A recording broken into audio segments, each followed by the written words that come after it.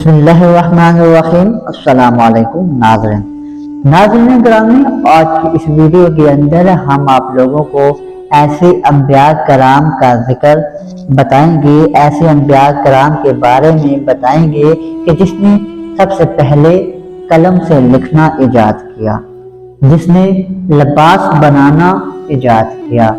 اور آج کی اس ویڈیو کے اندر ہم آپ لوگوں کو یہ بھی بتائیں گے کہ ایسے 4 انبیاء ایسے ہیں جو آج بھی اللہ تعالیٰ نے جن کو آج بھی زندہ رکھا ہوا ہے، ان میں سے ایک کے بارے میں ہم تفصیل کے ساتھ بیان فرمائیں گے۔ تو ناظرین چلتے ہیں ویڈیو کی جانب۔ حضرت ادریس علیہ السلام حضرت آدم علیہ السلام اور حضرت شیس علیہ السلام کے بعد تشریف لائے۔ آپ علیہ السلام حضور کریم صلی اللہ علیہ وسلم کے آباء و اجداد میں سے ہیں۔ آپ علیہ السلام کا اصل نام خنوخ یا اخنوخ ہے اور الہی صحیفوں کا بکثرت سے درس دینے کی وجہ سے آپ کا لقب ادریس ہوا۔ بہت سی چیزیں ایسی ہیں جو سب سے پہلے آپ علیہ السلام نے ہی ایجاد فرمائی۔ آپ علیہ السلام کو وحد الہی کے مطابق ابھی تک موت نہیں آئی اور اس وقت آپ علیہ السلام آسمانوں میں زندہ ہیں، اور جب اللہ تعالیٰ چاہے گا اس وقت آپ علیہ السلام ضرور وصال فرمائیں گے۔ قرآن و حدیث میں آپ علیہ السلام کا ذکر بھی موجود ہے اور سیرت و تاریخ کی کتابوں میں بھی مختصر احوال میں ہی ذکر موجود ہے۔ آپ علیہ السلام کا اصل نام خنوخ یا اخنوخ اور لقب ادریس ہے۔ آپ علیہ السلام پر 30 صحیفے نازل فرمائے۔ ان صحیفوں کا کثرت سے درس دینے کی وجہ سے آپ علیہ السلام کا لقب ادریس یعنی بہت درس دینے والا ہوا۔ آپ علیہ السلام حضرت نوح علیہ السلام کے والد کے دادا ہیں۔ حضرت آدم و شیس علیہ السلام کی نبوت کے بعد آپ ہی منصب نبوت پر فائز ہوئے۔ علامہ احمد بن محمد قسطلانی رحمۃ اللہ لکھتے ہیں، حضرت ادریس علیہ السلام نے حضرت آدم علیہ السلام کی مبارک زندگی کے 308 سال پائے۔ حضرت سمع رضی اللہ تعالی عنہما فرماتے ہیں، حضرت ادریس علیہ السلام کا رنگ سفید، قد لمبا اور سینہ چوڑا تھا۔ آپ علیہ السلام کے جسم میں اقدس پر بال کم اور سر پر زیادہ تھے۔ آپ علیہ السلام کے سینہ مبارک پر ایک سفید نشان تھا اور یہ برس کا نہیں تھا۔ حضرت عبداللہ بن عباس رضی اللہ تعالی عنہما فرماتے ہیں کہ حضرت ادریس علیہ السلام کپڑے سلائی کیا کرتے تھے اور ہر ٹانکے پر سبحان اللہ کہتے تھے۔ جب شام ہوتی تو اس وقت تک روئی زمین پر کوئی بھی شخص عمل کے لحاظ سے آپ علیہ السلام سے افضل نہ ہوتا۔ سب سے پہلے آپ علیہ السلام نے ہی قلم سے لکھا۔ کپڑوں کو سینے اور سلے ہوئے کپڑے پہننے کی ابتدا بھی آپ علیہ السلام سے ہوئی، کیونکہ اس سے پہلے جانوروں کی کھالیں بطور لباس استعمال ہوتی تھیں۔ سب سے پہلے ہتھیار بنانے والے، ترازو اور پیمانے قائم کرنے والے اور علم نجوم اور علم حساب میں نظر فرمانے والے بھی آپ علیہ السلام ہی ہیں۔ قرآن کریم میں آپ علیہ السلام کے 4 اوصاف بیان کیے گئے ہیں۔ آپ علیہ السلام بہت سچے نبی تھے، چنانچہ ارشاد فرمایا، اور کتاب میں ادریس کو یاد کرو، بے شک وہ بہت ہی سچا نبی تھا۔ تمام انبیاء کرام سچے اور صدیق ہیں، لیکن یہاں ادریس علیہ السلام کی صداقت اور صدیقت کو بطور خاص بیان کرنے سے معلوم ہوتا ہے کہ آپ اس وصف کا ظہور بہت نمایاں تھا۔ سچائی یقیناً اللہ تعالیٰ کو پسند اور اس کے پسندیدہ بندوں کا قابل تعریف وصف ہے۔ غیر انبیاء میں سب سے بڑے صدیق سیدنا ابو بکر صدیق رضی اللہ تعالیٰ عنہ ہیں، جن کا لقب ہی صدیق اکبر ہے۔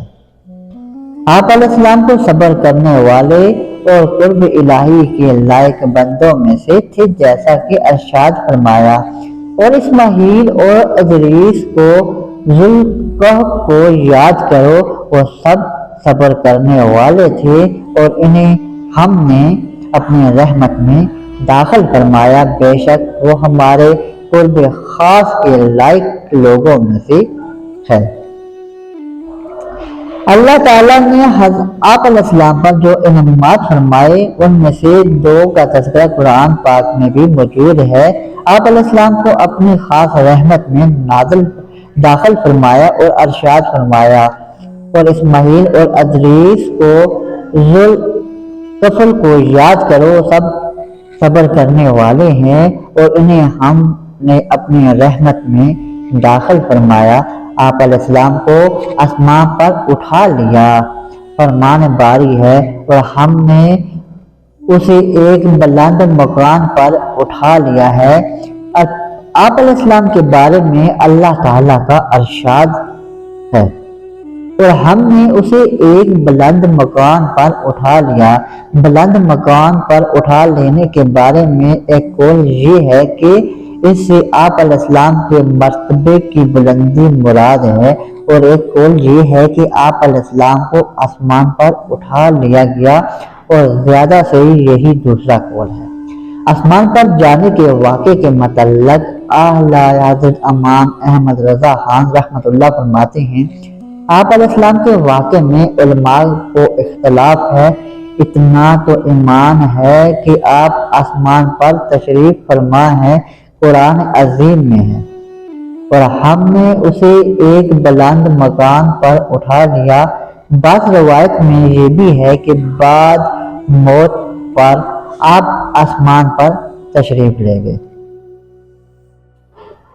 اعلیٰ حضرت امام احمد رضا خان رحمۃ اللہ علیہ فرماتے ہیں، 4 نبی ایسے ہیں جو ابھی تک زندہ ہیں، 4 نبی زندہ ہیں کہ ان کو وحی الہی ابھی آیا ہی نہیں۔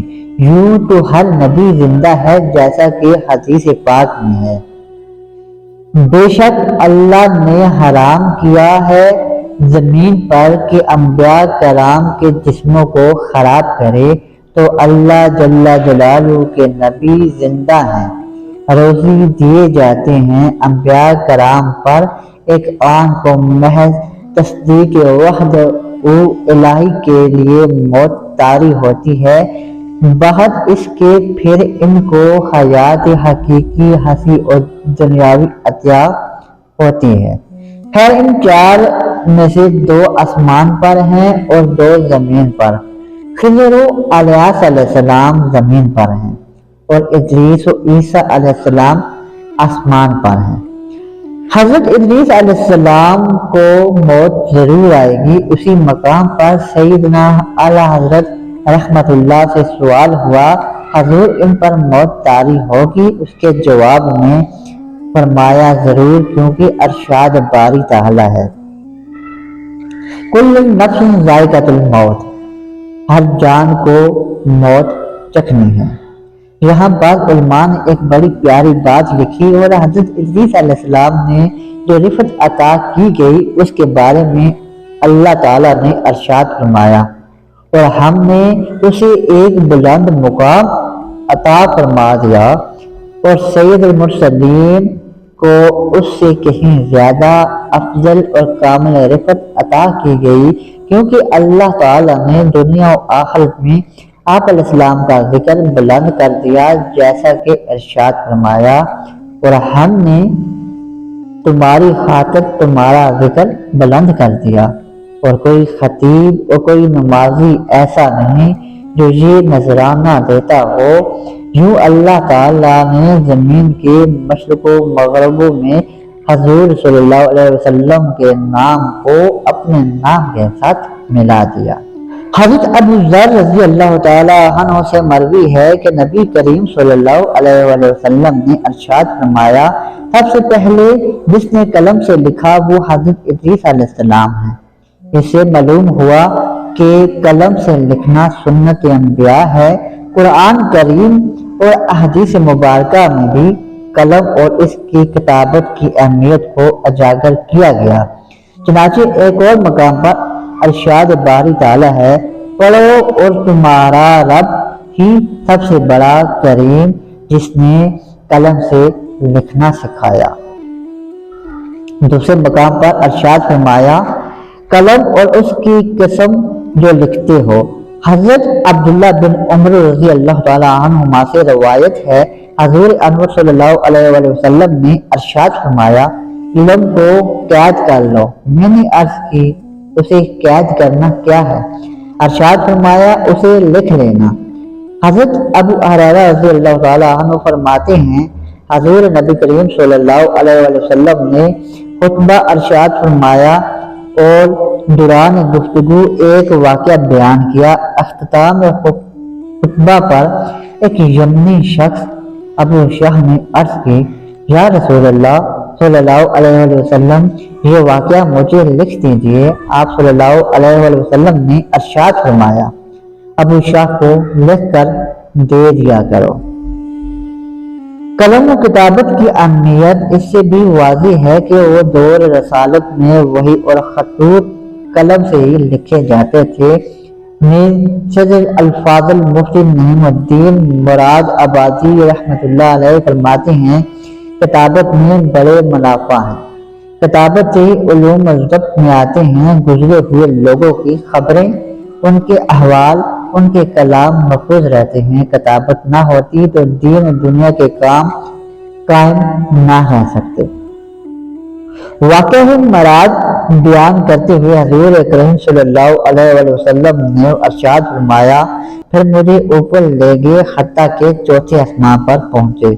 دروازہ کھلوایا گیا، کہا گیا کون ہیں؟ فرمایا میں جبرائیل ہوں۔ پوچھا گیا آپ کے ساتھ کون ہیں؟ جواب دیا محمد مصطفیٰ۔ پھر سوال ہوا کیا انہیں بلایا گیا ہے؟ فرمایا جی ہاں۔ کہا گیا خوش آمدید، کتنا اچھا ہے آپ کا آمنا۔ پھر دروازہ کھولا گیا۔ جب ہم اندر داخل ہوئے تو وہاں حضرت ادریس علیہ السلام تھے۔ جبریل علیہ السلام نے عرض کی یہ ادریس علیہ السلام ہیں، آپ انہیں سلام کریں۔ میں نے انہیں سلام کیا، انہوں نے جواب دیا اور کہا خوش آمدید اے سہل بھائی سہل نبی۔